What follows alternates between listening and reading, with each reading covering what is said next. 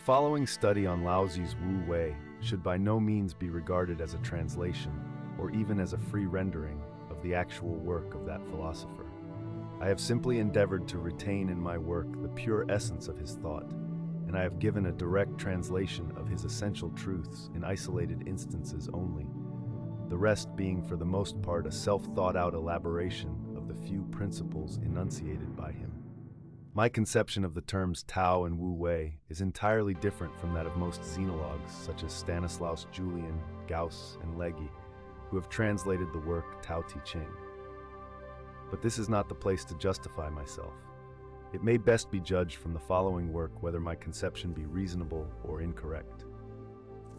Little is contained in Laozi's short, extremely simple book, the words of which may be said to be condensed into their purely primary significance, a significance at times quite invariant with that given in other works to the same words, by Confucius, for instance.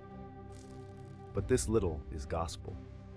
Laozi's work is no treatise on philosophy, but contains rather merely those truths to which this unwritten philosophy had led him. In it we find no form nor embodiment, nothing but the quintessence of this philosophy. My work is permeated with this essence, but it is no translation of Laozi. None of my metaphorical comparisons such as that with the landscape, with the sea, with the clouds, are anywhere to be found in Laozi's work. Neither has he anywhere spoken of art, nor especially of love. In writing of all this, I have spoken aloud the thoughts and feelings instinctively induced by the perusal of Laozi's deep-felt philosophy. Thus, it may be that my work contains far more of myself than I am conscious of. But even so, it is but an outpouring of the thought and feeling called up in me by the words of Laozi. I have made use of none but Chinese works on Laozi, and of those only a few. On reading later some of the English and French translations, I was amazed to find how confused and unintelligible these books were. I adhered to my simple idea of Laozi's work, and of my work I could alter nothing, for I felt the truth of it within me as a simple and natural faith. Chapter Roth. I was standing in the temple of Xianshan on an islet in the Chinese Sea, distant a few hours' journey from the harbor of Hado. On either side rose mountain ranges, their soft outlines interwoven behind the island to the westward. To the eastward shimmered the endless ocean. High up, rock-supported, stood the temple in the shadow of broad Buddha trees. The island is but little visited, but sometimes fisherfolk fleeing before the threatening typhoon anchor there, when they have no further hope of reaching the harbor. Why the temple exists in this lonely spot no one knows, but the lapse of centuries has established its holy right to stand there. Visitors arrive but seldom, and there are only 100 poor inhabitants or thereabouts who live there simply because their ancestors did so before them. I had gone thither in the hope of finding some man of a serious bent of mind with whom to study. I had explored the temples and convents of the neighborhood for more than a year, in search of earnest-minded priests capable of telling me what I was unable to learn from the superficial books on Chinese religion. But I found nothing but ignorant, stupid creatures everywhere, kneeling to idols whose symbolical significance they did not understand and reciting strange sutras, not one word of which was intelligible to them. This is a fact. Chinese priests are in the habit of repeating sutras which, to judge by the sound, have been translated from the Sanskrit into Chinese phrases of which they do not understand one word.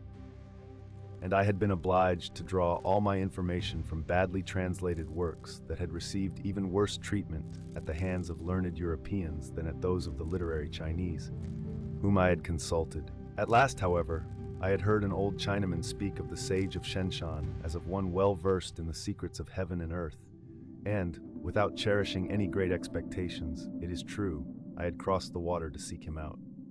This temple resembled many others I had seen. The Chinese priests lounged on the steps in dirty gray garments and stared at me with senseless grins. The figures of Guan Yin and Kakyamuni and Simpofu had been newly restored and blazed with all imaginable crude colors that completely marred their former beauty.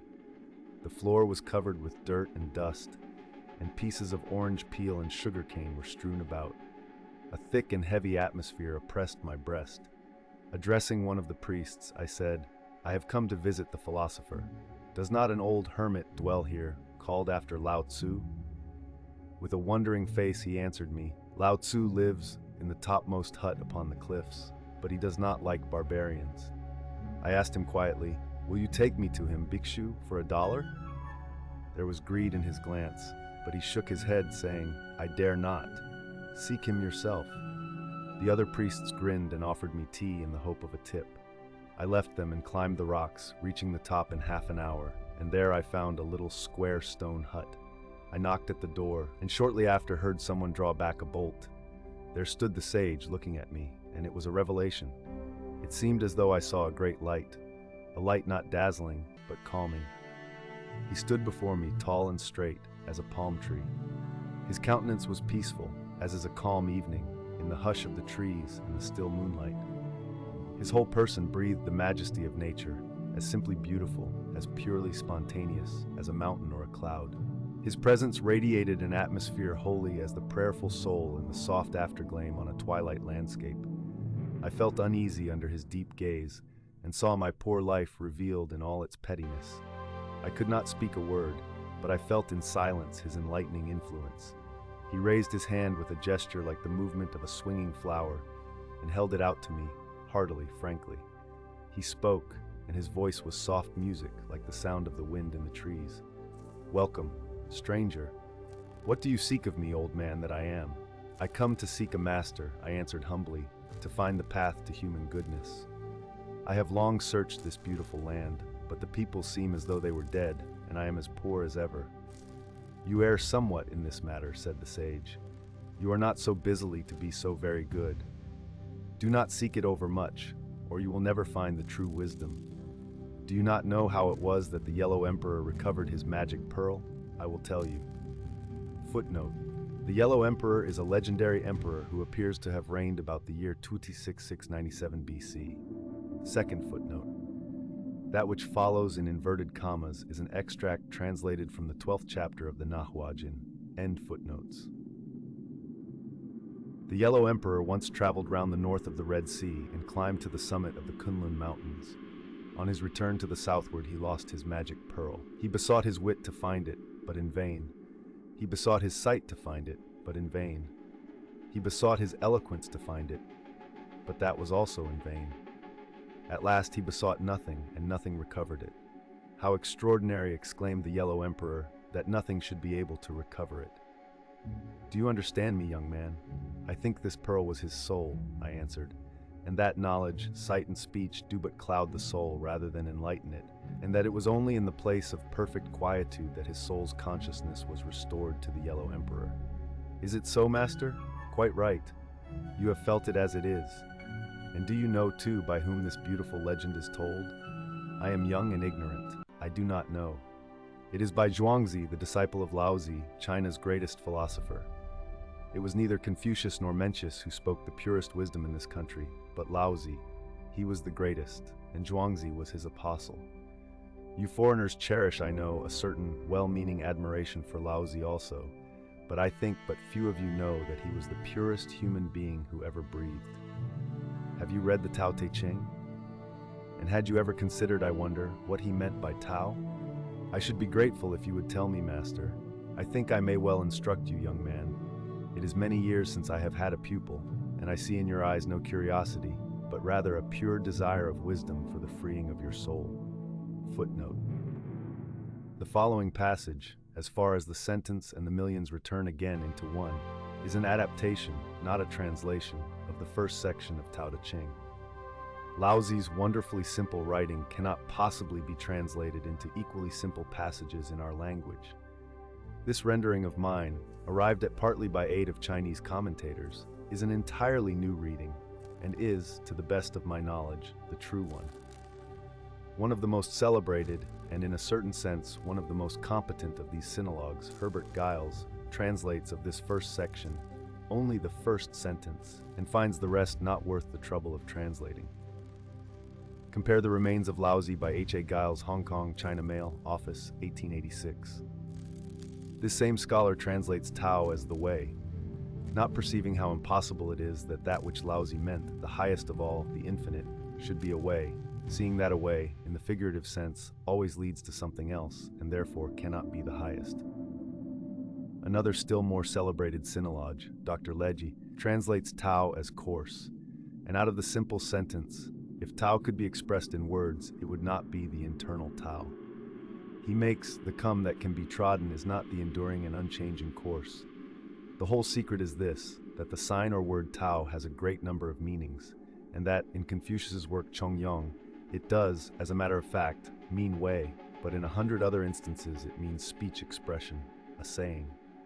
Laozi, having, in one sentence, used this sign in 2 different sentences, nearly all translators have suffered themselves to be misled.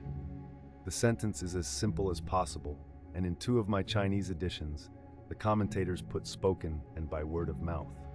But of all the sinologues, only Wells Williams has translated the sentence well, namely thus that Tao, which can be expressed, is not the eternal Tao. Although the construction of the phrase is not accurately rendered, at any rate, Williams has grasped the meaning.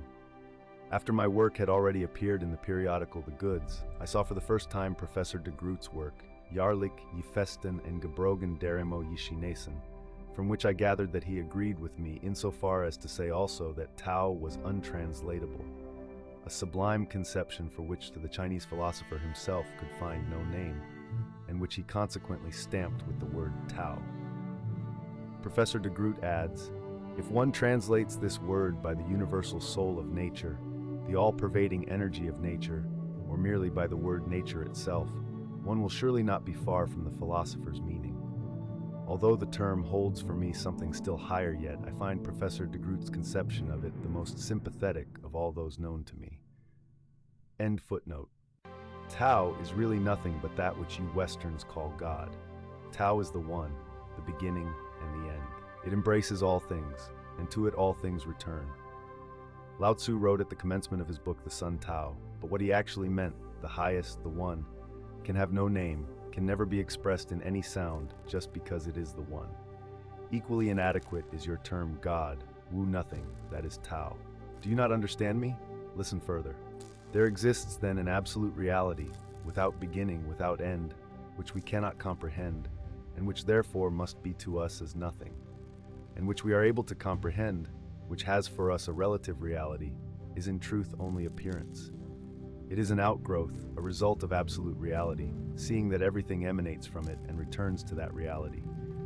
But things which are real to us are not real in themselves. What we call being is in fact not being, and just what we call not being is being in its true sense, so that we are living in a great obscurity. What we imagine to be real is not real, and yet emanates from the real, for the real is the whole. Both being and not being are accordingly Tao. But above all, never forget that Tao is merely a sound uttered by a human being, and that the idea is essentially inexpressible. All things appreciable to the senses and all cravings of the heart are unreal. Tao is the source of heaven and earth. One beget two, two beget three, three beget millions, and millions return again into one. If you remember this well, young man, you have passed the first gateway on the path of wisdom.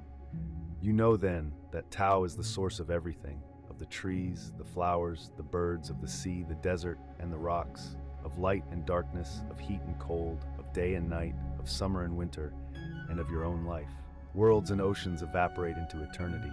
Man rises out of the darkness, laughs in the glimmering light, and disappears. But in all these changes the One is manifested. Tao is everything. Your soul in her innermost is Tao.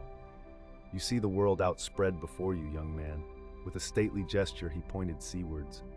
The hills on either side stood fast, uncompromising, clear-set in the atmosphere, like strong thoughts, petrified, hewn out by conscious energy, yielding only in the distance to the tender influence of light and air. On a very high point stood a lonely little tree of delicate leafage in a high light. The evening began to fall with tender serenity, and a rosy glow, dreamy yet brilliant, lent to the mountains, standing ever more sharply defined against it, an air of peaceful joyousness. In it all was to be felt a gentle upward striving, a still poising, as in the rarefied atmosphere of conscious piety. And the sea crept up softly, with a still swaying slide, with the quiet, irresistible approach of a type of infinity.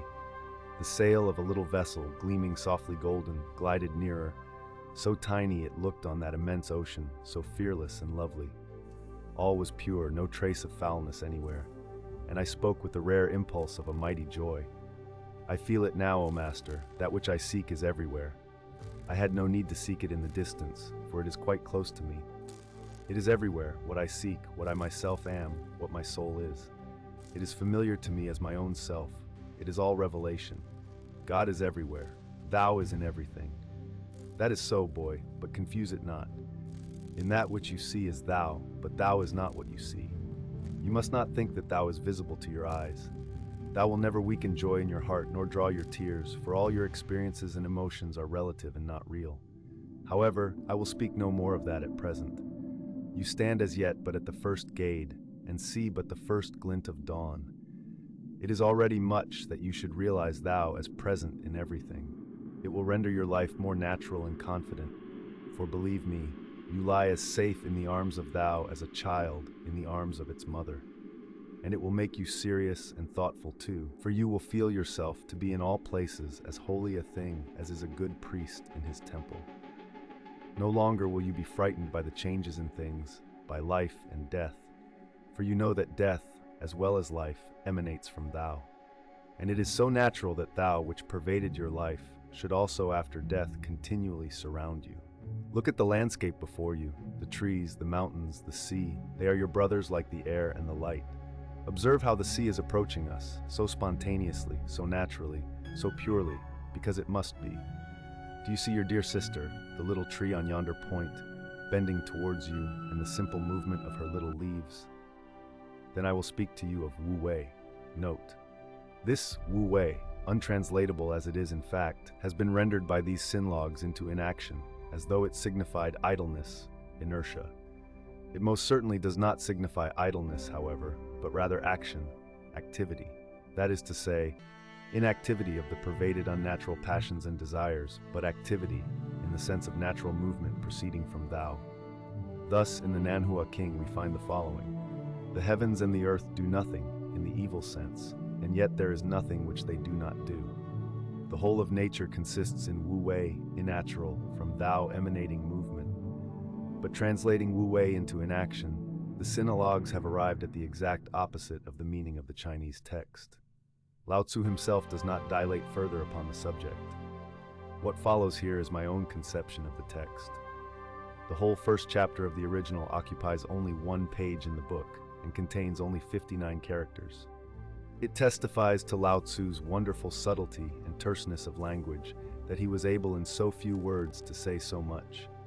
Of non-resistance, of self-movement, on the breadth of your impulse, as it was born out of thou. Men would be true men if they would, but let their lives flow of themselves, as the sea heaves, as a flower blooms, in the simple beauty of thou. In every man there is an impulse towards that movement which, proceeding from thou, would urge him back to thou again. But men grow blind to their own senses and lusts. They strive for pleasure, desire, hate, fame, and riches. Their movements are fierce and stormy. Their progress a series of wild uprisings and violent falls. They hold fast to all that is unreal. They desire too many things to allow of their desiring the one. They desire too to be wise and good, and that is worst of all. They desire to know too much. The one remedy is the return to the source whence they came. In us is thou. Thou is rest, only by renunciation of desire, and the desire for goodness or wisdom can we attain rest. Oh, all this craving to know what thou is, and this painful struggle for words in which to express it and to inquire after it. The truly wise follow the teaching which is wordless, which remains unexpressed. And who shall ever express it? Those who know it, what thou is, tell it not. Those who tell it, know it not. Even I shall not tell you what thou is, discover it, in that you free yourself from all your passions and cravings, and live in utter spontaneity, void of unnatural striving. Gently must thou be approached, with emotion reposeful, as the movement of that broad ocean that moves not because it chooses to move, but because it knows that it is wise or good to move. It moves involuntarily, unconscious of movement. Thus will you also return to thou, and when you are returned, you will know it not, for you yourself will be thou. He ceased speaking and looked at me gently. His eyes shone with a quiet light, still and even as the tint of the heavens. Father, I said, what you say is beautiful as this sea, and it seems simple as nature, but surely it is not so easy, this strifeless, inactive absorption of man into thou.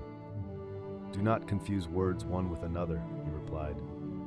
By strifelessness, Wu Wei, Lao Tzu did not mean common inaction, not mere idling with closed eyes. He meant relaxation from earthly activity, from desire, from the craving for unreal things.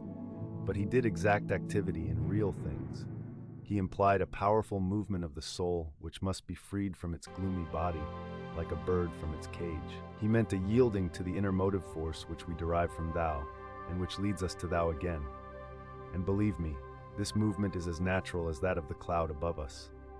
High in the blue ether over our heads were golden clouds sailing slowly towards the sea. They gleamed with a wonderful purity, as of a high and holy love. Softly, softly they were, floating away. In a little while they will be gone, vanished in the infinity of the heavens, said the hermit. And you will see nothing but the eternal blue. Thus will your soul be absorbed into Tao. My life is full of sins, I answered. I am heavily burdened with darkening desires, and so are my benighted fellow men. How can our life ever, thus ethereally, in its purest essence, float towards Tao? It is so heavy with evil, it must surely sink back into the mire. Do not believe it, he exclaimed, smiling in gracious kindliness. No man can annihilate Tao, and there shines in each one of us the inextinguishable light of the soul. Do not believe that the evilness of humanity is so great and so mighty. The eternal Tao dwells in all, in murderers and harlots as well as in philosophers and poets. All bear within them an indestructible treasure, and not one is better than the other. You cannot love the one in preference to the other. You cannot bless the one and damn the other. They are as alike in essence as 2 grains of sand on this rock. And not one will be banished out of Thou eternally, for all bear Thou within them. Their sins are elusive, having the vagueness of vapors. Their deeds are a false seeming, and their words pass away like ephemeral dreams. They cannot be bad, they cannot be good either. Irresistibly they are drawn to Thou. As yonder water dropped to the great sea, it may last longer with some than with others. That is all. And a few centuries, what matter they in the face of eternity? Poor friend, has your sin made you so fearful? Have you held your sin to be mightier than Thou? Have you held the sin of men to be mightier than Thou? You have striven to be good over much, and so have seen your misdoing in a falsely clear light.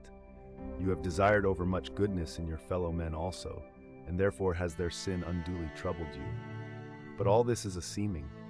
Thou is neither good nor bad, for Thou is real, Thou alone is. And the life of all unreal things is a life of false contrasts and relations which have no independent existence and do greatly mislead.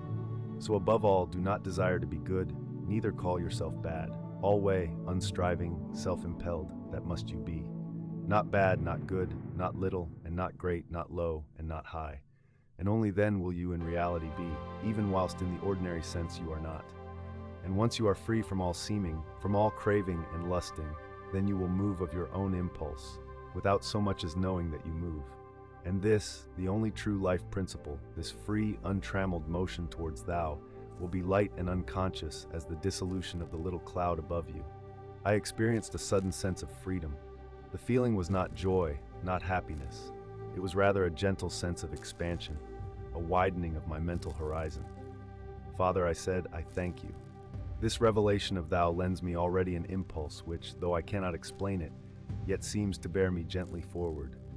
How wonderful is Thou! With all my wisdom, with all my knowledge, I have never felt this before.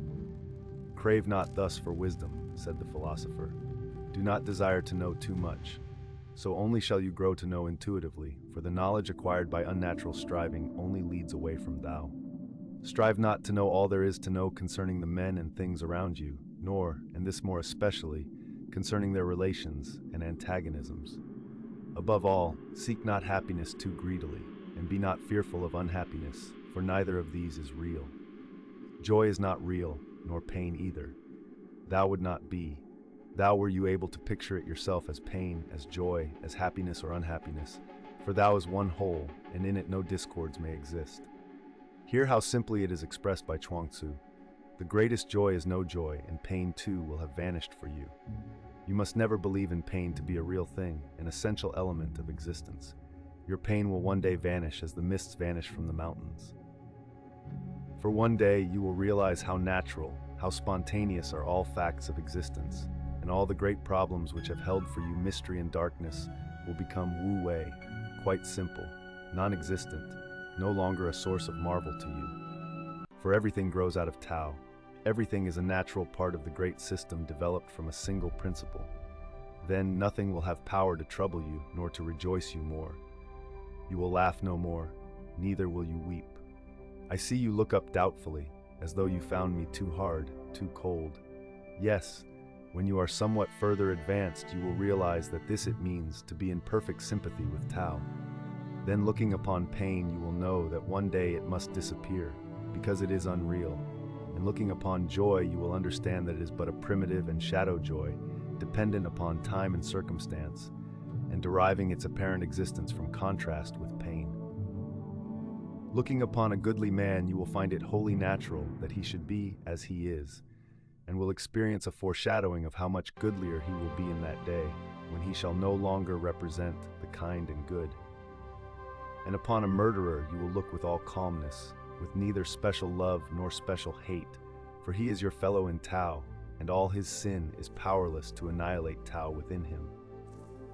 Then for the first time, when you are Wu Wei at last, not in the common human sense existing, then all will be well with you, and you will glide through your life as quietly and naturally as the great sea before us. Naught will ruffle your peace. Your sleep may all be dreams, and consciousness of self will bring no care.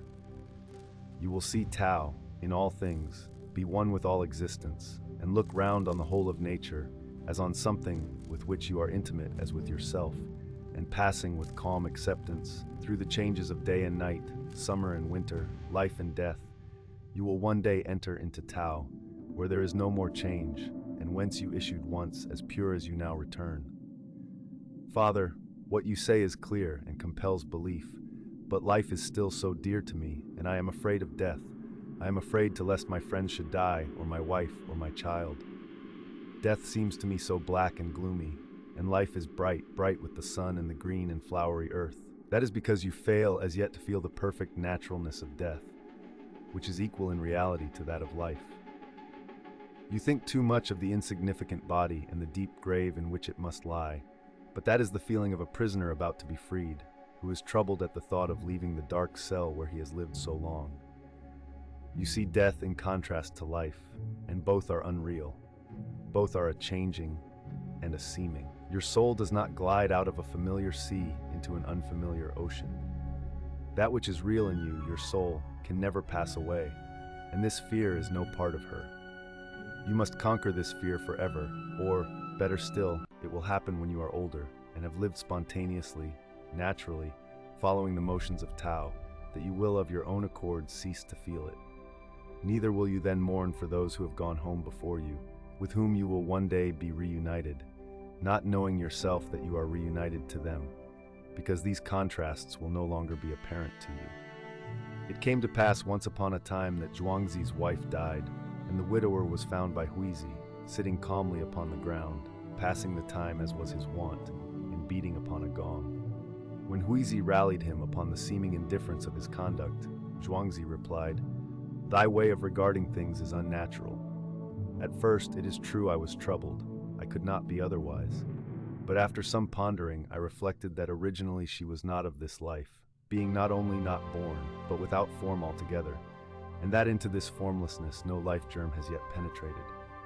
That nevertheless, as in a sun-warmed furrow, life energy then began to stir, out of life energy grew form, and form became birth.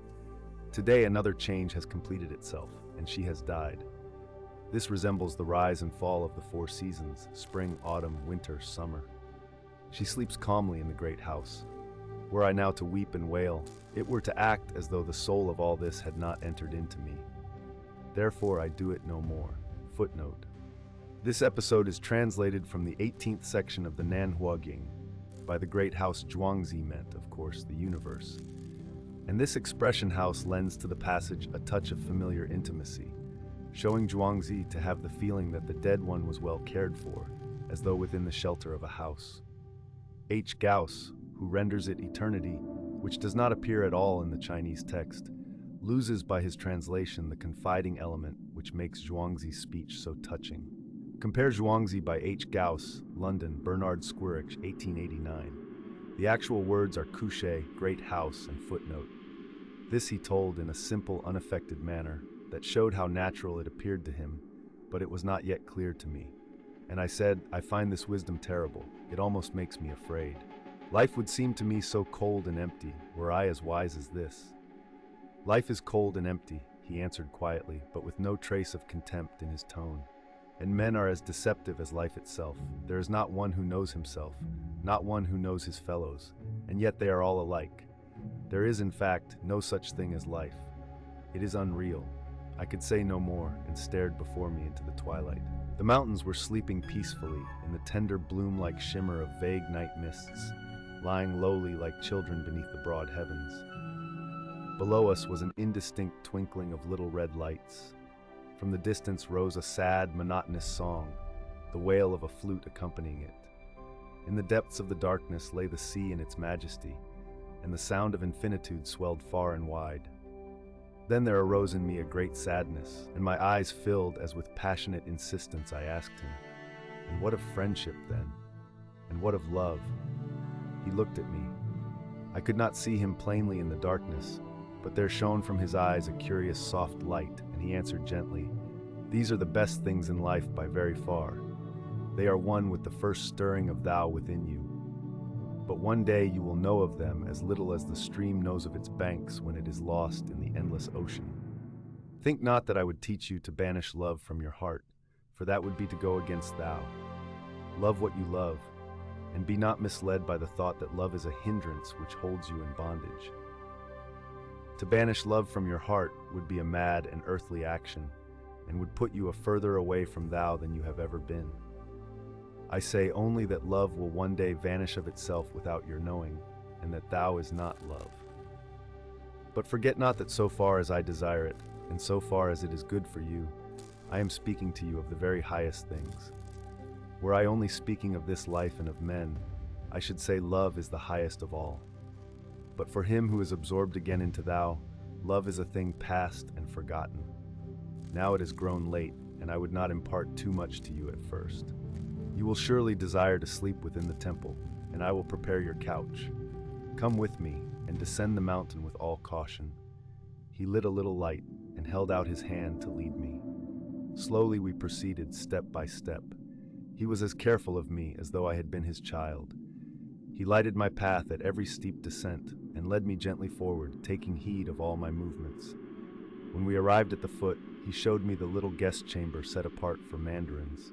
In almost all the temples is a chamber in which the mandarins lodge, and where the Western travelers may usually stay for the night and probably for longer periods, and fetched pillow and covering for me. I thank you, Father, from my heart, I said. When shall I ever be able to show you my gratitude? He looked at me quietly, and the glance was great, like this sea. Calm he was, and gentle as night. He smiled at me, and it was like the light laughing upon earth. And silently he left me,